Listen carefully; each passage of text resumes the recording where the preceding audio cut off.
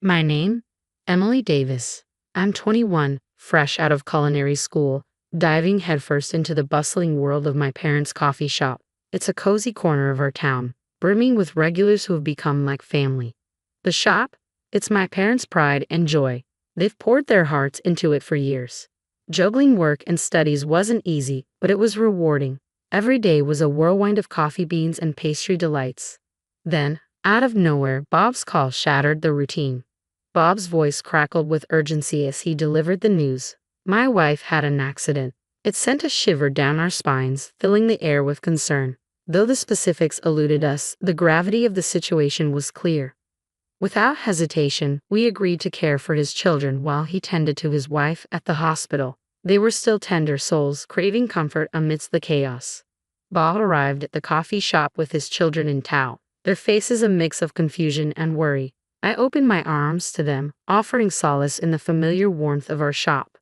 Hours later, another call came, this time with a lighter tone. While my sister-in-law was out of immediate danger, her injury required rest. Bob entrusted us with the care of his little ones a while longer, a responsibility we embraced without hesitation. I was caught in a quandary. Between running the coffee shop with my parents and being an employee there myself, juggling childcare every day seemed untenable. After much deliberation, my parents and I reached a compromise. I'd step in for about 2 weeks. Initially, I fretted over my ability to care for my nieces and nephew adequately, but they surprised me, swiftly melting any doubts with their easygoing demeanor. Even in moments of uncertainty, my mother's unwavering support buoyed me. As the weeks rolled by, our routine settled into a comfortable rhythm. Then, just as normalcy began to return, Bob's call shattered the peace once more. His words weighed heavily. My wife's still not herself. Would you mind helping out with the kids when she needs a hand? Caught off guard, I wrestled with the request, but the thought of my nieces and nephew needing care nudged me towards a decision. I can manage on occasion, I finally conceded. Soon enough, a message arrived from my sister-in-law. Could you watch the kids tomorrow?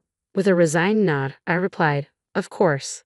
The day my sister-in-law sought my aid, I embarked on a whirlwind of responsibilities. Mornings meant ferrying my nephews to kindergarten, followed by afternoons of tending to them at home. Mom popped in from time to time, offering her reassurance.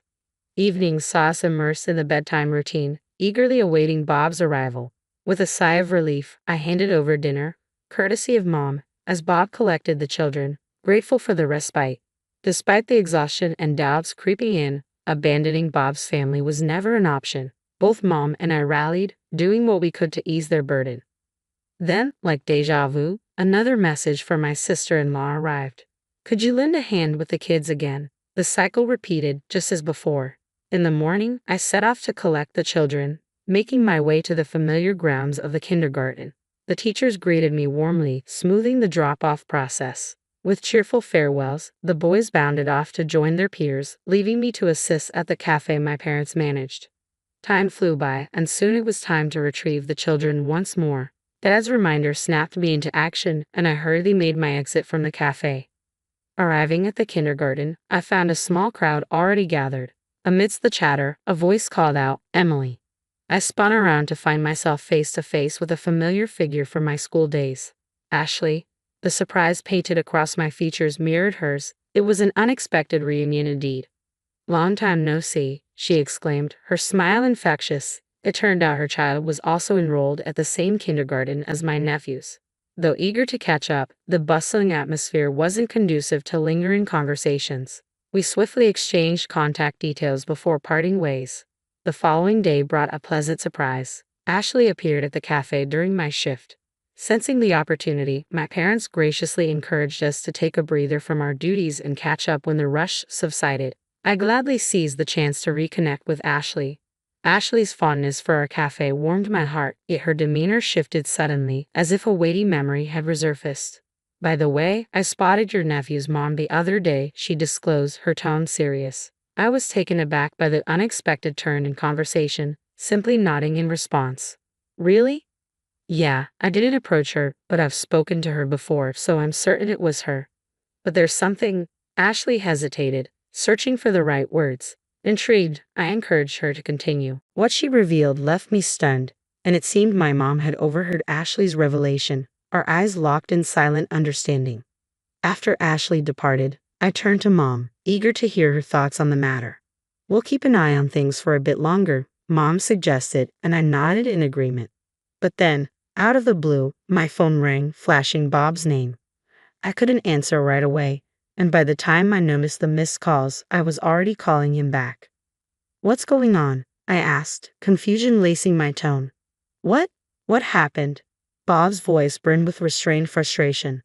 As he recounted the situation, anger simmered beneath his words. It turned out he'd returned home to retrieve something forgotten, only to find the kids alone in a supposedly empty house. Shock gripped me at the gravity of his story. Yet amidst it all, I couldn't shake the question. Why was I the target of his fury? My inquiry seemed to stoke Bob's anger even further. Bob's accusation hit me like a punch to the gut, leaving me speechless. Yet amidst the shock, I found the strength to defend myself. "I understand your frustration, but your wife must have misunderstood," I countered. "I did receive her message, but I explained that I couldn't manage today. With Mom falling ill unexpectedly, we're short-staffed at the cafe. I simply couldn't leave."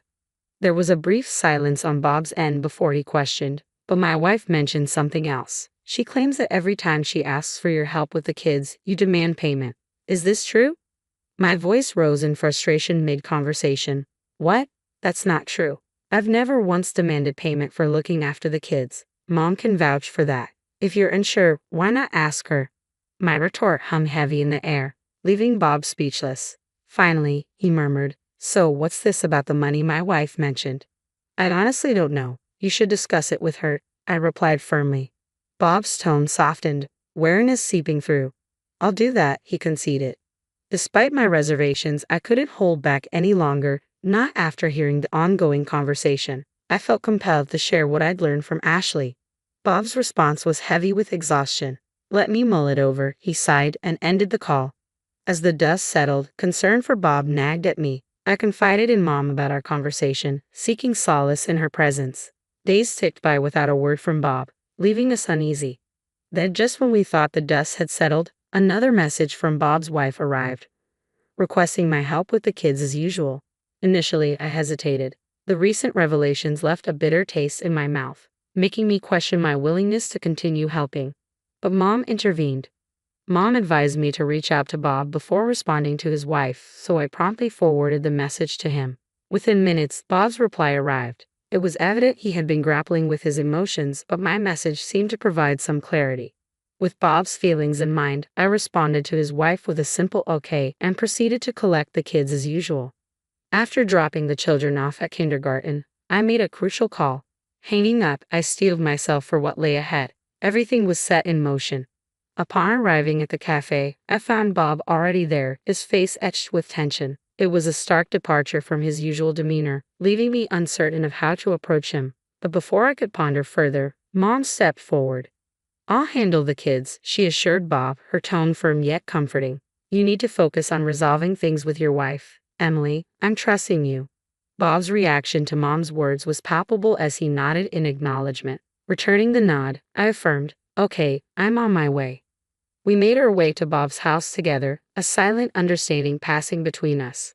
Pausing at the doorstep, Bob fumbled with his keys, his hands trembling slightly. I chose to overlook it, respecting his need for composure. Inside, the muffled voices of my sister-in-law and a few other women drifted through the air. Bob unlocked the door with shaky hands, pushing it open slowly as we entered with utmost care, hoping not to disturb the conversation. Their chatter became clearer as we ventured further into the house. "How's your foot holding up?" My sister-in-law's voice floated into the hallway, responding to a query. "It's getting better, nearly healed," came the reassuring reply. Oh, realization dawned on me. The odd sensation I'd been experiencing lately suddenly made sense. Briefly distracted, I quickly refocused, tuning back into my sister-in-law's conversation. "But once my foot's back to normal, Bob will start expecting me to pitch in more, and I won't get to relax like I do now." "Ah, yes, your sister-in-law and her parents have been a huge help with the kids, haven't they? You're really fortunate." "Absolutely," came the response, tinged with sarcasm.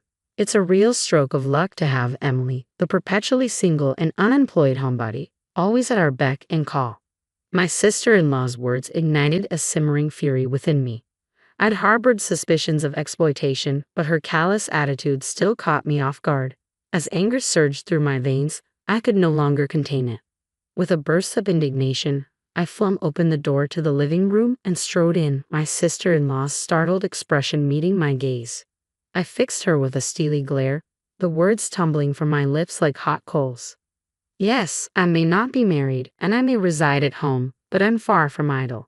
Our assistance was extended in good faith, believing you were genuinely in need, not to facilitate your leisure. I hadn't anticipated such a callous response from my sister-in-law. Instead of addressing her attitude, she seemed more concerned about my unexpected presence and how I gained entry into the house. "Why are you here? How did you get in?" she questioned, her tone devoid of warmth. A tap on my shoulder drew my attention, and I stepped back to reveal Bob standing behind me. As her gaze shifted to him, her eyes widened in surprise. Bob's voice, colder than mine, sliced through the tension. "I let us in. You've been deceiving me all along. You're despicable. You've been pocketing the money I gave you for your own use instead of giving it to Emily, haven't you?" My sister-in-law's complexion paled as Bob confronted her. Sensing the tension, I approached her friends, signaling that it was time to depart. With awkward expressions, they filed out of the room, leaving behind a palpable air of discomfort. Among them, Senior Ashley caught my eye as she left. She had encountered my sister-in-law before and seemed troubled by her recent behavior. Our unexpected encounter sparked a conversation, and Ashley offered her assistance in resolving the situation. Once the room emptied, my sister-in-law's tears began to flow as she opened up. In summary, she explained that since the birth of their second child, managing childcare had become increasingly challenging. Bob's demanding work schedule left her overwhelmed with household duties. When her injury occurred, the support from my mother and me had been a lifeline, easing her burden. Gradually, she found herself relying on our assistance. Regarding the money provided by Bob, she confessed that since her marriage, she had lacked personal finances. The temptation to use the funds for personal expenses became irresistible due to this financial strain. My sister-in-law's explanations didn't quite ring true for me. Sensing my skepticism, Bob suggested we call it a day. Taking his cue, I bid farewell and left their home. Arriving back home, I found my mother waiting anxiously. It appeared my dad was looking after my nephews, affording me the opportunity to confide in my mother about everything. Her expression turned thoughtful as I recounted the events. "I see. It sounds like a matter they need to sort out," she remarked, before turning her attention back to my nephews. I followed suit, joining them as they greeted me with wide smiles and called out, "Aunt Emily." Despite the whirlwind of emotions swirling within me, I made a conscious effort to mask them, focusing instead on engaging with my nephews. Several hours later, Bob returned home, announcing that he would spend the night at our parents' house. My mother, seemingly grasping Bob's intentions, simply nodded in acknowledgement. After tucking his children into bed, Bob sat down with our parents and me to explain his decision. "I won't pursue a divorce this time," he began, "but if the same mistakes are repeated, I'll have to reconsider. Emily, Mom, I'm sorry for the turmoil this has caused you both." "It's all right, Bob, but are you certain about this decision?" I inquired, concern evident in my voice. Bob nodded solemnly. "Yes, after speaking with my wife, I realized I bear some responsibility as well. We've agreed to give our marriage another chance." Curious about Bob's revelation, I prodded him for clarification. He confessed, "I've been consumed by work, neglecting my wife's needs, and leaving the parenting solely to her. It's clear now that I've placed undue stress on her and been unfair to our children. I should have prioritized spending quality time with them." As Bob spoke, a whirlwind of emotions swept through me. Yet Mom's response brought clarity to the situation. "I understand," she said, her tone thoughtful. "While forgiving may be challenging from a personal standpoint, as a wife and mother, I empathize with the complexities of your decision. If this is what you've both agreed upon, I won't stand in your way. Just ensure you keep your private matters private this time." Bob nodded in acknowledgement, a flicker of apprehension crossing his face as he bit his lip. Since then, neither Bob nor my sister-in-law have made any requests of me. In fact, I haven't crossed paths with her at all. It's likely uncomfortable for her to confront me, and while Dad's frustration simmers over her lack of apology, I find solace in the absence of awkward encounters. When I shared my reluctance with Bob, he assured me, "I understand.